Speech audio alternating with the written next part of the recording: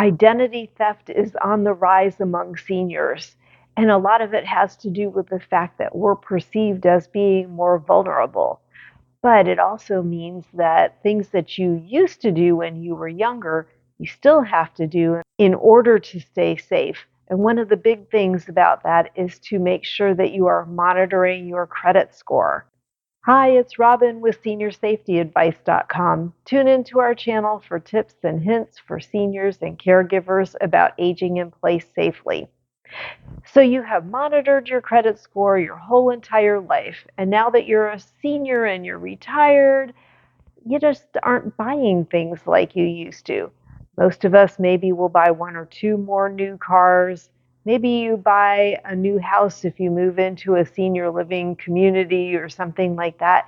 But in general, you're not having to keep track of your credit and your credit scores like you used to have to do. But that is where we become vulnerable, one of the many places, but definitely in the financial area. Because we're not using that credit score as often, a lot of seniors just don't pay attention to it anymore. Senior financial losses mounted up to more than $4.9 billion in 2024. And part of this is just because we are not as on top of things, shall we say, as we used to be. So if you're going to tell me that you're fine and not vulnerable because you're not on social media, I have big news for you. You are still vulnerable, and that is because your information can be collected from plenty of public records. Data brokers will collect your information, and some of the brokers are on the up and up, but a lot of them are making money by selling people's information to scammers. So where are they getting this from if you're not on social media? If there's an obituary that's published, it gives locations, it gives family members' names, it can tell what the relationship is between people. Real estate records are public knowledge. They can be looked up, and they know your address then. They know your home, where your home is, who owns it. Also, same thing for property tax records. They can find your address and your information and the worth of your home and things like that on the property tax sites. Also, things like court filings, if you've ever filed for divorce or you've done some type of civil litigation, something like that. All the data brokers will go through records and compile things, and they can make a picture, if you will, of you and your finances, and then they will sell that to a scammer, and then you're vulnerable. So as I said, it's very important in your retirement years to still continue to be vigilant about your financial records, just like you were when you were younger and it seemed to matter a little more. It still matters quite a lot. So, you should be monitoring your credit score on a monthly basis, because part of doing that is what will let you know whether or not there are scammers that have targeted you. If you're monitoring your credit score and you see a sudden drop for no reason, or you're looking at your credit report and there are accounts on there that you're sure you didn't open, you know then that you're being targeted. So ways that you can make sure that you stay safe with your credit are, again, making sure that you monitor your credit report frequently. So Experian, Equifax, and TransUnion are all required by law to give you a free annual credit report, one free report per year. So what I would suggest doing is in January, get your credit report from TransUnion. 4 months later, get your report from Equifax. 4 months later, get your report from Experian. That way, you're at least looking at it every 4 months and 3 times a year. You really should be checking it more frequently than that. And there are some banks out there, for example, SoFi is an online bank that I know of that provides a free credit report. You can just pull your credit score. I shouldn't say credit report. You can pull your credit score anytime you want to on their account. And so, even doing something like that, if you're not looking at the report and you're simply tracking the score, at least you would know if it went from here to here and, in a very quick time frame.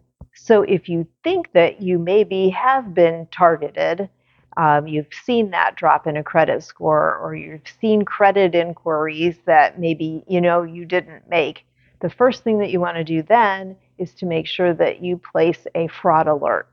Now, fraud alerts are free. And to do this, all you do is go to one of those credit bureaus. So TransUnion, Equifax, Experian. You only need to go to the one and place a fraud alert on whichever one you choose, and that fraud alert will go to the other two credit reporting bureaus. Again, this fraud alert is free. It lasts for just 1 year, but it is renewable. So it is something that you can put on there and keep yourself safe if you think you've been targeted. The other thing that you can do before even being targeted is something that my husband and I do, and Esther from Senior Safety Advice also does. We have a credit freeze on all of our credit bureau reporting. So we have gone to all three of the major bureaus. We've frozen our credit. Again, this is free to do as well. You just have to prove who you are. So you'll need to provide your social security number, your address, your date of birth, that kind of thing. But once you go into the credit reporting system and place this freeze, they will either give you a PIN number or a password, and you need to put those in a safe place where you know you're not going to lose them, because you can unfreeze your credit if you decide to go and open another credit card or buy a car or something like that. You can unfreeze it temporarily, but you have to have that PIN number or that password in order to do so. And it's very easy to unfreeze temporarily. You just go in and provide that PIN or password. You say from what date to what date do you want that freeze lifted, and then it will automatically refreeze your credit again as soon as that time frame is over. It's super easy. Again, it's free. It's one of the best ways that you can safeguard your credit.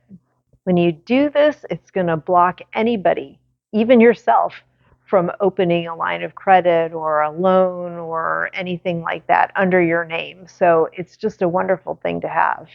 Now, the last step you can take in order to keep yourself safe is to remove your personal information from online. And that is difficult to do because there are hundreds of data brokers out there. There are data removal services that you can use. They have a subscription fee just like anything else. You're subscribing to it and then you're keeping that subscription up. The advantage is that they can remove your data from hundreds of sites all at once, and they can monitor that. They can monitor your information to see whether anything else pops up. The drawback to them is that they are not cheap. So being scammed is not cheap either. So sometimes it's better to just spend a little to be sure that everything is safeguarded. But again, I highly recommend just freezing your credit. It is so simple to do, and it makes life so much easier and less worrisome for you. And so my last tip for you is that if you do find that you have been targeted, the very first thing to do is go to identitytheft.gov, and I'll drop that link in the description. But again, identitytheft.gov. You report that there, and then there is a record of it. And also, you would obviously want to alert your bank, your credit card, all those types of things. And lastly, if you haven't frozen your credit to that point, then you definitely want to go into those credit reporting bureaus and freeze your credit. So I hope these tips have helped. If you have someone in your life that you think would benefit from the information that I just gave you, please be sure to share our video. Also, don't forget to subscribe. The button should be down there in the corner, and that way you don't miss any of our informative videos. Until the next time, thanks so much for watching. Take care. Bye.